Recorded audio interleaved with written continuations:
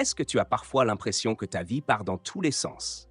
Que malgré tes efforts, quelque chose t'échappe, comme si le chaos s'installait petit à petit?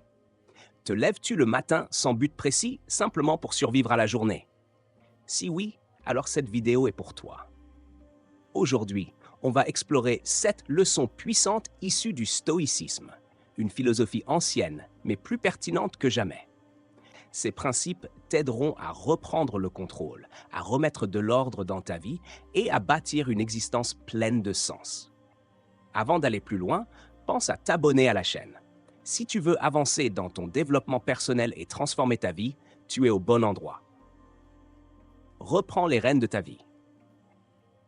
La toute première étape vers une vie plus organisée, plus sereine et plus alignée avec tes valeurs, c'est d'assumer l'entière responsabilité de ton existence.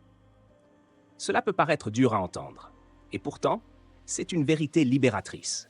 Tu es la personne la plus influente dans ta propre vie. Tant que tu continues à accuser les autres, les circonstances extérieures, ton passé, ton patron, tes parents ou le système pour tout ce qui va mal, tu te retires toi-même tout pouvoir de changer quoi que ce soit. Tu restes bloqué dans un rôle de victime, spectateur de ta propre histoire. Le stoïcien Épictète disait: ce qui trouble les hommes, ce ne sont pas les choses, mais l'opinion qu'ils en ont. Cela signifie que ce qui te freine ou te fait souffrir n'est pas forcément ce qui t'arrive, mais la manière dont tu choisis de réagir. Alors pose-toi cette question. Dans quelle mesure suis-je réellement responsable de la vie que je mène aujourd'hui? C'est une question inconfortable, mais essentielle, parce que reconnaître ta part de responsabilité, ce n'est pas te blâmer, c'est te libérer. C'est comprendre que tu as le pouvoir de faire autrement, de décider, d'ajuster, de reprendre le contrôle. Prends conscience de ce que tu tolères, des habitudes qui t'éloignent de ta meilleure version, des excuses que tu répètes à l'infini pour ne rien changer, des routines qui remplissent ta vie de distractions au lieu de sens. Chaque jour, tu fais des choix, parfois sans même t'en rendre compte. Ne pas choisir, c'est déjà choisir. Choisir de ne rien faire, c'est laisser la vie décider à ta place. Alors, comment reprendre les rênes? 1. Arrête de te plaindre. Les plaintes ne construisent rien. Elles nourrissent l'impuissance et la dépendance. Dès que tu ressens le besoin de te plaindre, transforme cette énergie en action. 2. Pratique la lucidité. Observe ta vie honnêtement. Quelles sont les zones de désordre? Où fuis-tu ta propre responsabilité? Qu'est-ce que tu sais devoir faire, mais que tu repousses sans cesse? 3. Fais de petits pas, chaque jour. Reprendre le contrôle ne veut pas dire tout révolutionner en un jour. Il s'agit d'un processus. Commence par t'approprier tes décisions quotidiennes. Ce que tu manges, ce que tu regardes, ce que tu dis, ce que tu évites. 4. Accepte que tout ne dépend pas de toi. Le stoïcisme ne te demande pas de contrôler l'univers. Il t'enseigne à distinguer ce qui est en ton pouvoir de ce qui ne l'est pas, et à concentrer ton énergie uniquement sur ce que tu peux influencer, tes pensées, tes choix, tes réactions. En fin de compte, reprendre les rênes de ta vie, ce n'est pas te durcir, c'est te responsabiliser avec amour. C'est décider que ta vie mérite mieux que le pilotage automatique. C'est devenir le créateur actif de ton parcours et non plus l'objet passif des circonstances. La responsabilité est le point de départ de la liberté. Le jour où tu dis « ça dépend de moi », c'est le jour où tu reprends ton pouvoir. Leçon 2. Maîtrise ton emploi du temps. Si tu ne contrôles pas ton temps, quelqu'un d'autre le fera à ta place. C'est peut-être l'une des vérités les plus puissantes du développement personnel. Ta vie est le reflet direct de la façon dont tu utilises ton temps. Et pourtant, combien de personnes passent leur journée à réagir? Elles courent d'une urgence à l'autre, répondent à des sollicitations, remplissent leur agenda de rendez-vous inutiles, tout en se demandant pourquoi elles n'avancent pas vers leurs rêves. Ce n'est pas un manque de capacité ni d'ambition. C'est un manque de structure, de clarté, de choix assumés. Les stoïciens nous enseignent que le temps est l'une des ressources les plus précieuses que nous possédons. Et pourtant, c'est aussi celle que nous gaspillons le plus facilement. Sénèque disait « Ce n'est pas que nous disposons de peu de temps, mais que nous en perdons beaucoup. » Alors, comment reprendre le contrôle de ton emploi du temps? 1. Comprends que chaque minute compte. Chaque moment que tu vis est un investissement. Tu peux l'investir dans quelque chose qui te rapproche de la vie que tu veux ou bien dans quelque chose qui t'en éloigne. Ce que tu fais chaque jour construit ton avenir, que tu en sois conscient ou non. Ne tombe pas dans le piège du «je le ferai demain». Le vrai changement commence aujourd'hui, par une meilleure gestion du temps que tu as maintenant. 2. Définis clairement tes priorités. Avant même de planifier ta journée, il faut savoir ce qui compte réellement pour toi. Sans priorité claire, tu seras à la merci de tout ce qui semble urgent, mais qui n'est pas important. Pose-toi cette question chaque matin. Quelle est la chose la plus importante que je peux faire aujourd'hui pour avancer vers mes objectifs? Commence par là. Protège ce moment, faisant une priorité non négociable. 3. Planifie avec intention. Un bon emploi du temps, c'est pas un agenda surchargé, c'est un outil stratégique. Prends l'habitude de planifier ta journée la veille. Découpe ton temps en blocs selon tes priorités. Un bloc pour la concentration et la création. Un bloc pour les tâches administratives. Un bloc pour le repos. Un bloc pour les relations ou les activités sociales. Ce n'est pas de la rigidité, c'est de la clarté. 4. Apprends à dire non. Chaque fois que tu dis oui à quelque chose qui ne sert pas ta vision, tu dis non à ce qui est vraiment important. Dire non, c'est poser une frontière. Ce n'est pas être égoïste, c'est être lucide. Garde ton temps comme un trésor, précieux, limité, non renouvelable. 5. Prêche ton attention comme un bien sacré. Ce n'est pas le manque de temps qui te bloque, c'est le manque d'attention continue. Les interruptions, les notifications, le multitâche, tout cela t'empêche de te concentrer profondément. Crée des moments sans distraction. Éteins ton téléphone, ferme les réseaux sociaux, respire, reconnecte-toi à l'instant.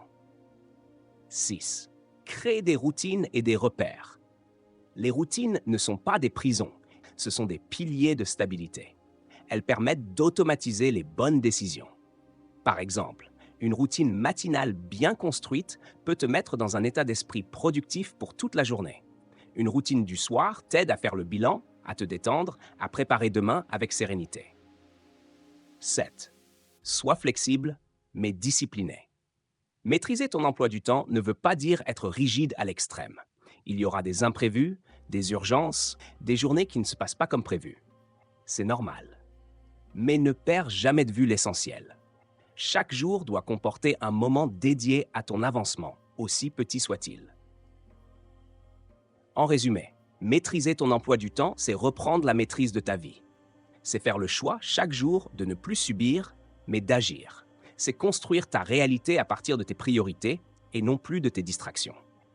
Ton temps est limité, ne le gaspille pas à vivre la vie de quelqu'un d'autre. Organise-toi pour créer, progresser, t'élever. Et souviens-toi, le vrai luxe, ce n'est pas l'argent, c'est de pouvoir choisir comment tu utilises chaque heure de ton existence. Leçon 3. Instaure des rituels puissants. Ta journée ne commence pas vraiment quand tu arrives au travail, ni quand tu regardes ton téléphone. Elle commence dès le premier moment où tu ouvres les yeux. Et la façon dont tu entames cette journée va en grande partie déterminer ton niveau d'énergie, de clarté mentale, de concentration et même ton humeur. Les stoïciens, à l'image de Marc Aurèle ou d'Épictète, accordaient une importance centrale aux rituels quotidiens, en particulier le matin et le soir. Ces rituels ne sont pas de simples habitudes, ils sont comme des ancres, des repères dans le tumulte de la vie qui te reconnectent à l'essentiel. Le matin, en te levant, dis-toi, je vais rencontrer un importun, un ingrat, un insolent, un perfide, un envieux, un égoïste. Marc Aurèle. Cette citation n'est pas pessimiste. Elle montre simplement à quel point les stoïciens préparaient leur esprit à affronter le réel, à garder leur calme malgré les circonstances extérieures. Pourquoi les rituels sont-ils si importants? Parce que la discipline précède la liberté. Sans cadre, tu es à la merci de la paresse, des distractions, des pensées parasites. Un rituel bien pensé, au contraire, met ton esprit en condition, comme un athlète qui s'échauffe avant une course. Un bon rituel te permet de te reconnecter à tes intentions profondes, éloigner les distractions, cultiver le calme intérieur, clarifier tes priorités, créer une continuité entre tes jours sans perdre le fil. Le rituel du matin, une fondation solide. Le matin est un moment sacré. C'est le seul moment de la journée où tu es encore libre des influences extérieures. Avant que les emails, les messages, les urgences ne t'assaillent, tu as l'opportunité d'installer le ton de ta journée. Voici quelques éléments puissants à intégrer à ton rituel matinal. Un réveil sans écran. Commence ta journée sans immédiatement te connecter au monde extérieur. Prends quelques minutes pour toi. La gratitude. Note 3 choses pour lesquelles tu es reconnaissant. Cela te place dans un état d'abondance mentale. La visualisation. Imagine ta journée idéale, ce que tu veux ressentir, accomplir, éviter. Une lecture inspirante. Un passage d'un philosophe, d'un auteur que tu admires, quelques lignes pour nourrir ton esprit. Un moment de silence ou de méditation. Respire, calme ton mental, sois présent à toi-même. Du mouvement. Marche, étirement, sport léger. Active ton corps pour activer ton esprit. Même 15 minutes suffisent pour créer une vraie différence. Le rituel du soir. Pour clôturer avec intention. Le soir n'est pas seulement un moment de repos, c'est un moment d'intégration. Il permet de faire le point, de revenir sur ta journée, de tirer des leçons et de préparer demain. Voici quelques pratiques à intégrer à ton rituel du soir. Revue de la journée. Qu'ai-je bien fait? Qu'est-ce que je peux améliorer? Qu'ai-je appris? Écriture libre ou journal. Note tes pensées, tes ressentis, tes doutes. Lecture calme et nourrissante. Évite les écrans et préfère un livre inspirant ou apaisant. Préparation de demain. Visualise ta journée de demain, prépare ton espace, choisis tes vêtements, planifie l'essentiel.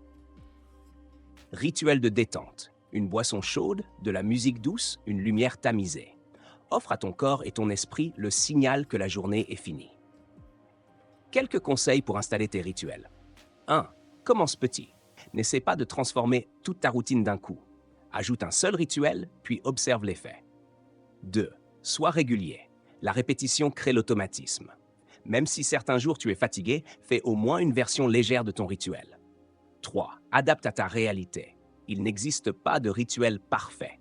Crée celui qui correspond à ton style de vie, à tes besoins, à ton énergie. 4. Protège ces moments. Considère-les comme des rendez-vous avec toi-même, aussi importants que des engagements professionnels. En résumé, les rituels sont des actes symboliques de discipline et de respect envers toi-même. Ils te permettent de garder ton cap dans un monde rempli de distractions. Ils ne te demandent pas de temps supplémentaire.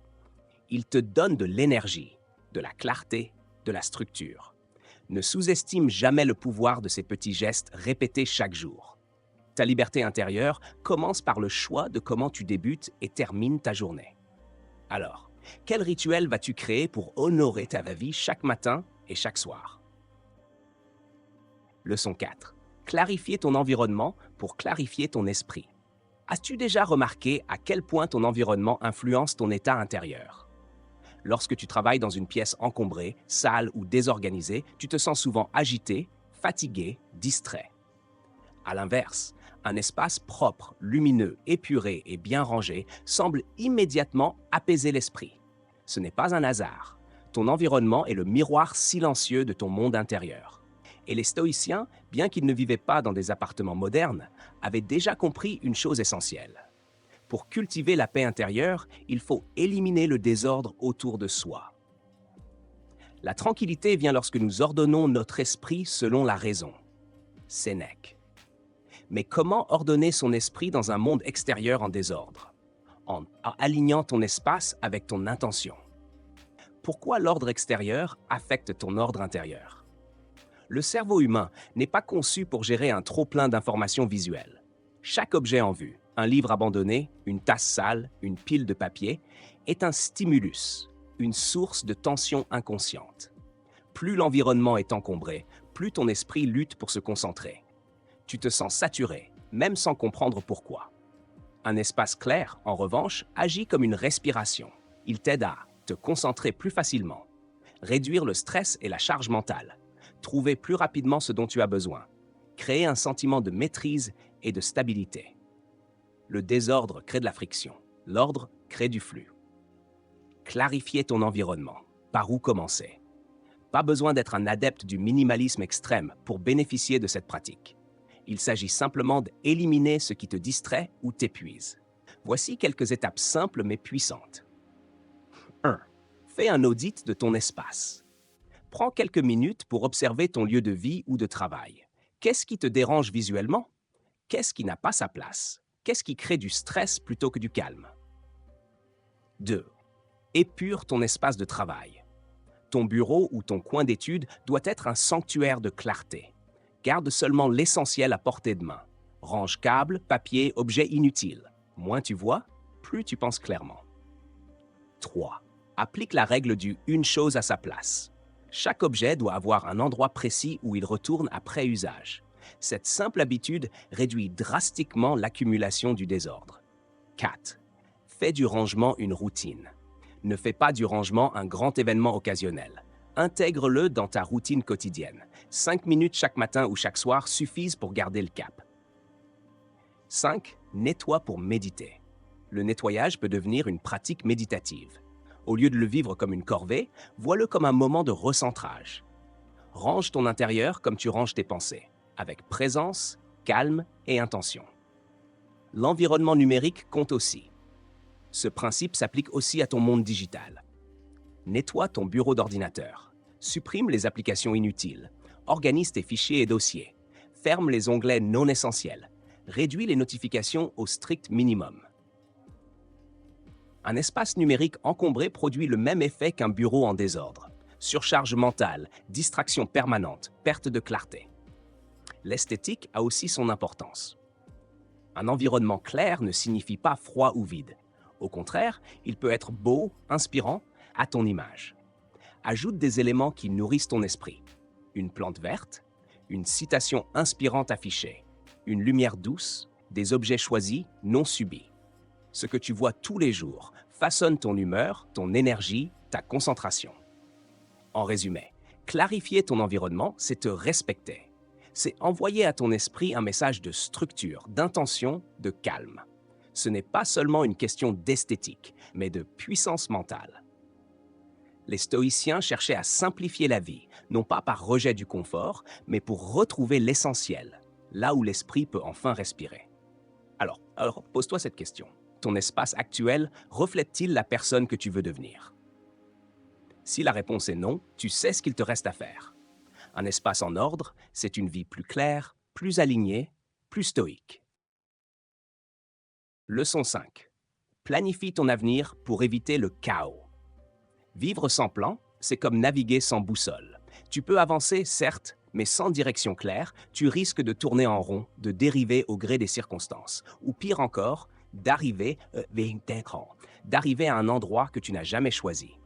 Les stoïciens l'avaient bien compris. L'intention doit toujours précéder l'action. Marc Aurèle écrivait « La vie de chaque homme est ce que ses pensées en font ». Autrement dit, ta vie résulte des directions que tu choisis de lui donner.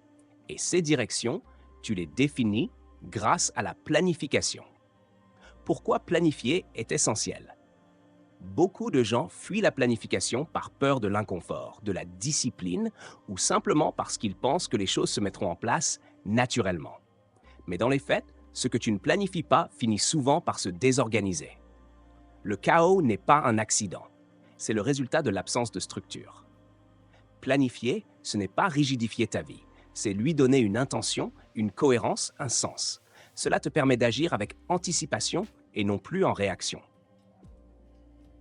Comment les stoïciens abordaient la planification? Les stoïciens pratiquaient ce qu'on appelle la prévisualisation négative, premeditatio malorum. Ils imaginaient les obstacles à venir pour mieux s'y préparer. Cette forme de planification mentale renforçait leur sérénité et leur efficacité. Toi aussi, tu peux prévoir les défis probables, clarifier tes objectifs, découper les grandes ambitions en petites étapes concrètes, préparer ton environnement pour soutenir ta discipline. Construis un futur qui t'inspire. Planifier, c'est te projeter consciemment dans le futur, non pas en espérant que les choses arrivent, mais en posant les bases de ce que tu veux voir naître. Cela implique de définir tes objectifs de long terme, de les transformer en actions hebdomadaires ou quotidiennes, de revoir régulièrement ton avancement pour rester aligné. C'est un cycle d'ajustement, pas un plan figé. Tu n'es pas prisonnier de ton agenda. Tu es l'architecte de ton avenir. En résumé, Un avenir sans plan, c'est une promesse de confusion. Si tu veux éviter le chaos, commence dès aujourd'hui à concevoir la vie que tu veux vraiment. Pas à pas, en pleine conscience. Planifie, non pas par obsession du contrôle, mais par respect pour toi-même et pour le temps qui t'est donné. Leçon 6. Sois attentif à ce que tu consommes. Ton esprit est ce que tu lui donnes à manger. Nous vivons à une époque où l'information circule sans arrêt. Notifications, réseaux sociaux, vidéos, actualités, discussions superficielles, à chaque instant, quelque chose cherche à capter ton attention. Mais as-tu déjà pris le temps de te demander qu'est-ce que je laisse entrer dans mon esprit chaque jour? Les stoïciens, bien avant l'ère numérique, avaient compris que la qualité de nos pensées dépend directement de ce que nous choisissons de nourrir notre esprit. L'âme prend la teinte de ses pensées. Cela signifie que chaque contenu que tu consommes, qu'il soit visuel, auditif ou émotionnel, laisse une empreinte. À force d'écouter des discours négatifs, de suivre des personnes qui vivent dans la plainte ou de te laisser absorber par du contenu vide de sens, tu finiras par penser, ressentir et agir au même niveau de fréquence. Ce que tu consommes façonne ta vision du monde. Ton esprit est comme un jardin. Si tu laisses entrer les mauvaises graines, les informations toxiques, les jugements faciles, la colère ou la peur véhiculée par certains médias, ce jardin se remplira de mauvaises herbes. À l'inverse, si tu choisis avec soin ce que tu lis, regardes, écoutes, alors tu cultiveras la paix, la clarté et la sagesse. Prends conscience de cela. Tout est consommation. Ce n'est pas seulement ce que tu manges, mais aussi les personnes que tu fréquentes, les comptes que tu suis, les vidéos que tu regardes, les discussions que tu entretiens, les pensées que tu tolères. Adopte une hygiène mentale rigoureuse. Voici quelques actions concrètes inspirées du stoïcisme. Fais le tri dans tes abonnements. Supprime ou mute les contenus qui n'apportent rien à ton développement personnel. Limite ton temps d'écran passif. Choisis des moments précis pour te connecter au lieu de vivre en pilotage automatique. Privilégie la qualité à la quantité. Un bon livre vaut mieux que 10 vidéos banales. Entoure-toi de pensées élevées. Lis des philosophes, écoute des gens qui t'élèvent, pas qui te distraient. En résumé, ce que tu consommes mentalement te construit ou te détruit. Sois aussi exigeant avec ton esprit qu'avec ton alimentation. Chaque choix compte. La sagesse stoïcienne nous rappelle que pour penser avec clarté, il faut d'abord choisir avec discernement ce qu'on laisse entrer dans notre monde intérieur. Leçon 7. Éloigne-toi des relations toxiques. Ton entourage façonne ta paix intérieure. Peux-tu vraiment avancer dans ta vie si tu es constamment entouré de personnes qui te freinent, te critiquent ou sapent ton énergie?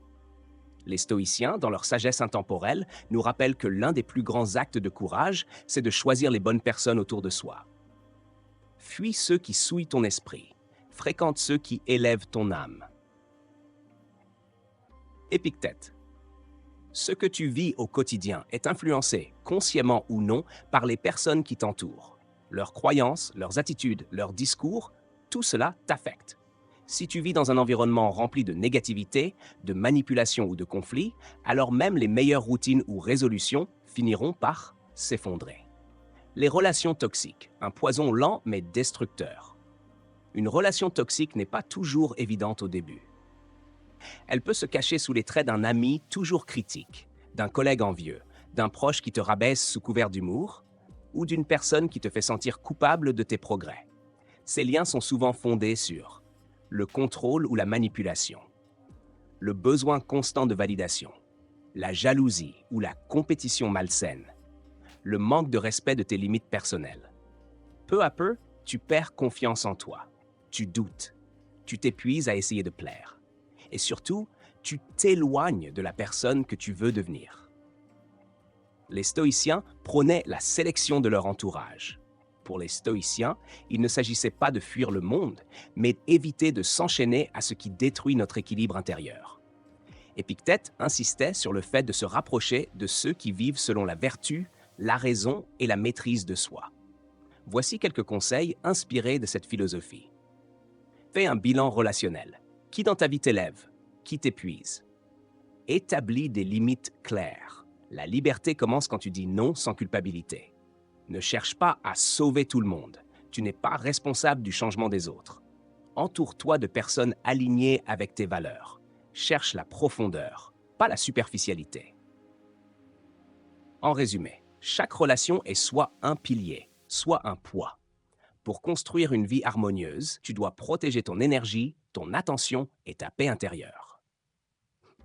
Écarter une relation toxique, ce n'est pas un acte égoïste, c'est une forme de respect envers soi-même.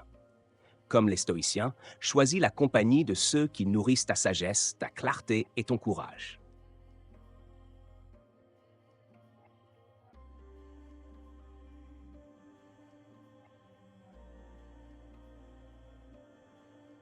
L'ordre est un acte d'amour envers toi-même. Chaque action que tu poses pour remettre de l'ordre dans ta vie est une preuve de respect envers toi. Le stoïcisme n'est pas une théorie poussiéreuse, c'est une boussole puissante pour construire une vie stable, lucide et profonde. Choisis l'ordre ou accepte le chaos. La décision t'appartient. Alors, que vas-tu faire aujourd'hui pour mettre de l'ordre dans ta vie? Abonne-toi pour ne rien manquer des prochaines vidéos. Ensemble, construisons une vie plus forte, plus claire, plus libre.